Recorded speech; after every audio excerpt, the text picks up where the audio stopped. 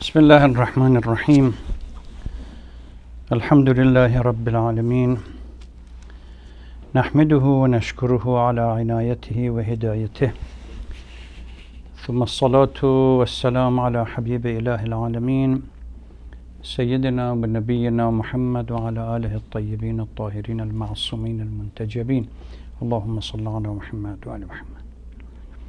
Sisters and brothers, Assalamu alaikum wa rahmatullahi wa barakatuh. This is the second session on the recording on Irfan. I would like to begin with a brief recap of the session that passed. It was very brief. We began recording, but the text that we are using for the recording is called "The Light Within Me," which is a compilation of writings of three prominent figures in Islamic Irfan, Shia Irfan, in contemporary world, and they are Imam Khomeini rahmatullah alayh and Ayatollah Marhum Ayatollah Tabatabai, as well as Marhum Shahid Mutahari. May Allah bless their souls, inshallah, and grant them heaven.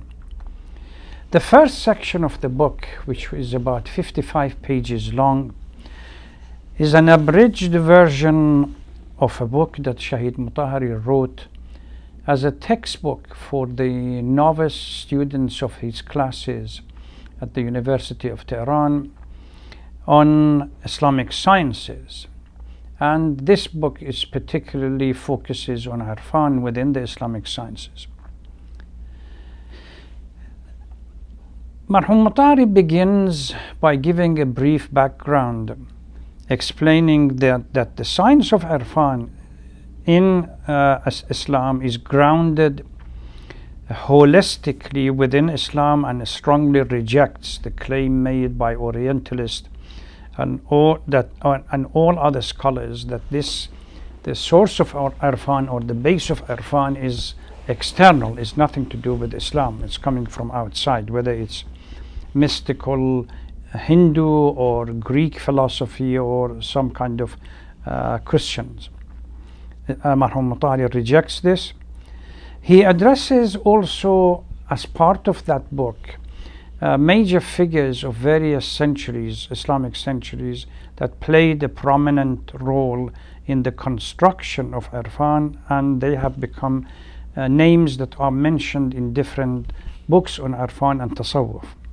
And the last section of the book, he focuses on explaining idioms, expressions, phrases, words used by Urafa, and so that we understand when we read them, or the novice person, when they have this knowledge, they will be able to understand that these phrases and expressions and idioms should not be interpreted as purely literal. They have a unique meaning. Now, to continue tonight, we need to address few things that would clarify our position. Last time we said that in response to the question posed, is it possible for a salik or a wayfarer to reach higher level of proximity to Allah subhanahu wa ta'ala without having the guide, a practical guide with him or her? Or that position is reserved, or that success is reserved only when somebody has a master in the science of Irfan and Tasawwuf that would work with him or her. But to understand this, we really need to go back to the fundamentals of Irfan. Urafa have a unique view of reality that centers on Quran and Hadith, but according naturally to their reading and their own understanding. This view has been adapted and amplified over many centuries of history of Islam by masters of Irfan. Everyone has added little bit to this and to enrich the whole, this unique ontological view. In a nutshell, it provides a map of the universe or existence or the cosmos that allows people to understand their situation or their place or their location in respect to Allah subhanahu wa ta'ala. Their theory explains both what human beings are and what they should aspire to be.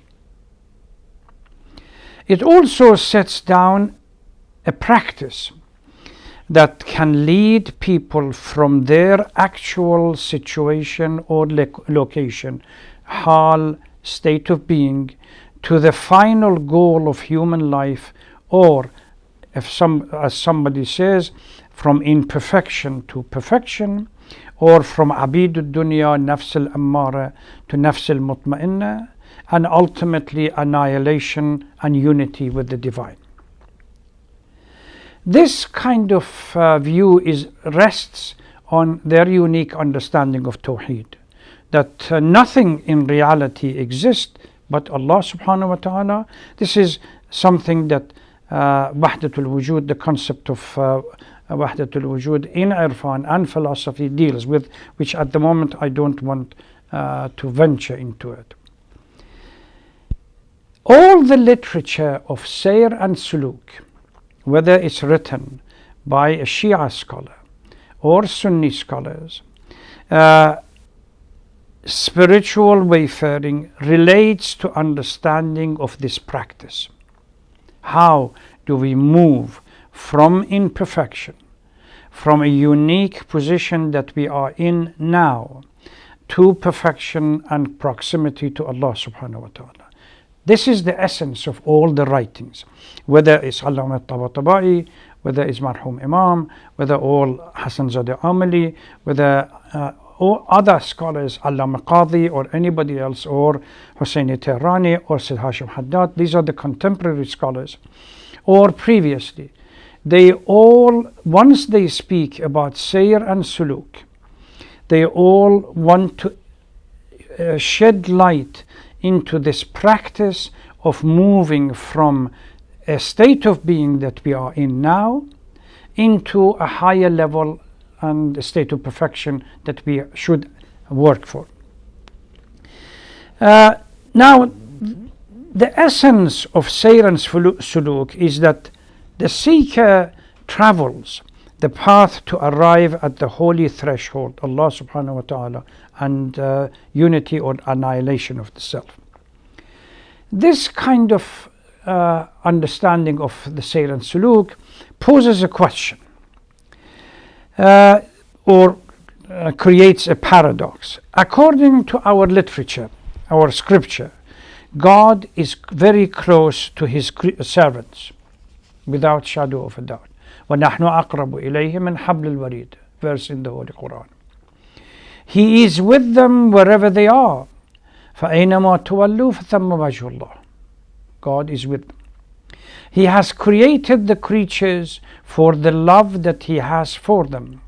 كُنْتُ كَنْزًا مَخْفِيًّا فَأَحْبَبْتُ أَنْ أُعْرَفَ. I was a hidden treasure and I love to be recognized. So the creation is based on the concept of love, and that Allah has subhanahu wa ta'ala for his creation. So if all of these are correct, then the question is, why a salik or a traveler, a wayfarer, seeks a way to reach God while God is within him or her and is close to him or her? This is the fundamental central question. Urafa have maintained that although a salik has conviction of the divine proximity or ittisal, we have some kind of a knowledge on an epistemic level. The story of Prophet Ibrahim, for example, when he asks Allah subhanahu wa ta'ala that show me how you resurrect the death. Allah responds that, don't you know? Yes, I do know. But لِيَطْمَئِنَّ قَلْبِي, that itminan takes us to the three levels of ilm al-yaqeen, ayn al-yaqeen and haqq al-yaqeen, that are necessary stages for the conviction.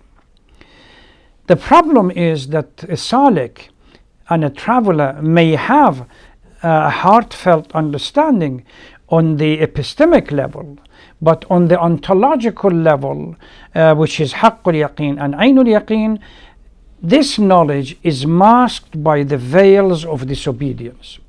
The fact that Allah being so close to us is masked by the veils of disobedience.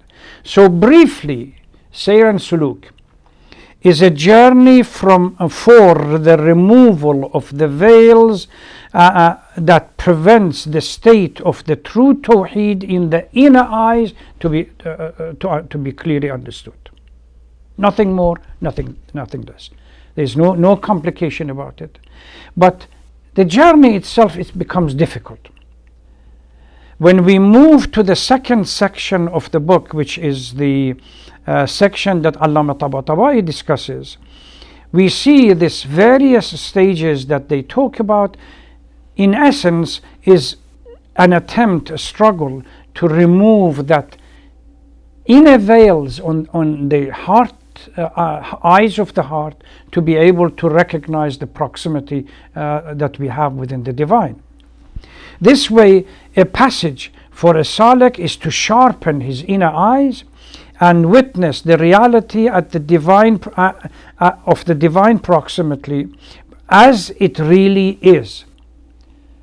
أَوَلَمْ تُؤْمِنْ قَالَ بَلَى وَلَكِنْ لِيَطْمَئِنَّ قَلْبِي. So that itminan and the heart to settle down and be peaceful arrives when we get close to Allah. So this proximity, true proximity to Allah subhanahu wa ta'ala, is when we arrive, when the heart becomes at restful and peaceful. Because Urafa have and the masters of Sayr and Suluk have specified some kind of a path for the salik to traverse and go through, gradually moving from one station to another. There is another concept in the Irfan that I alluded to it at the end of the previous lecture, and that is the concept of jadaba, or attraction, effortless attraction of a person by God, where a divine uprooting, or where person gains proximity with God in one swoop, without having to go through the process of stage by stage sayr and suluk.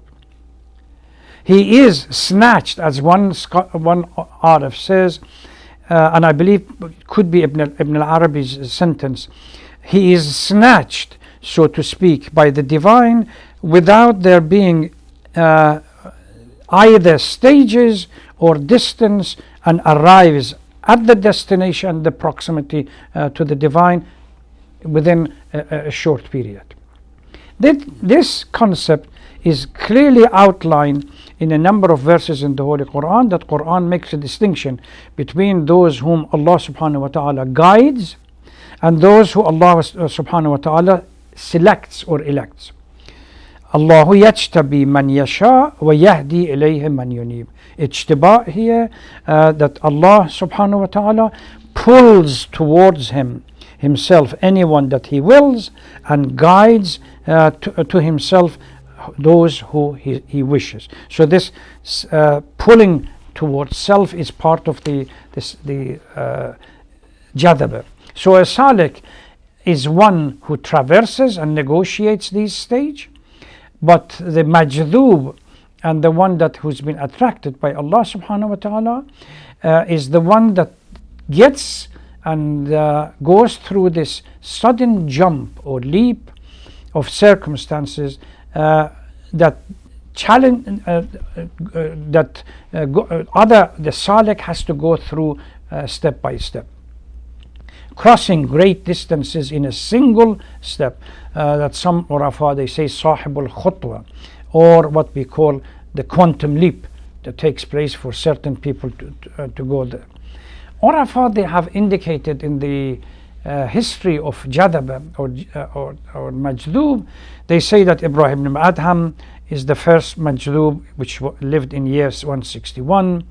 Also, the next one is Fudail ibn Iyad that became Ibrahim ibn Adham has a story similar to Buddha that was extremely rich, and then through a sudden transformation gives up on everything and becomes a salik and attracted towards Allah subhanahu wa ta'ala, and moves such a huge distance in getting to proximity of Allah. Fudail Iyad is said that he was a thief and a robber, and one night he was climbing up a wall to go and rob a house. As he reached the top of the wall, suddenly he heard somebody reciting the verse, "Isn't it time for those hearts to settle and remember Allah and get to the proximity?" That particular verse changed his life and came down and moved away from sinfulness, and he became so close to Allah subhanahu wa ta'ala that became a close disciple of Imam Ja'far al-Sadiq salawatullah salam alayhi. These are some of the issues that, so when we look at the literature, Urafat, they say there are two possibilities, two paths. The quantum leap that Allah subhanahu wa ta'ala selects, وَمِمَّنْ هَدَيْنَا وَاجْتَبَيْنَا, that Allah, whenever Allah wishes, can select and ask somebody to move through that unique proximity and get close to Allah.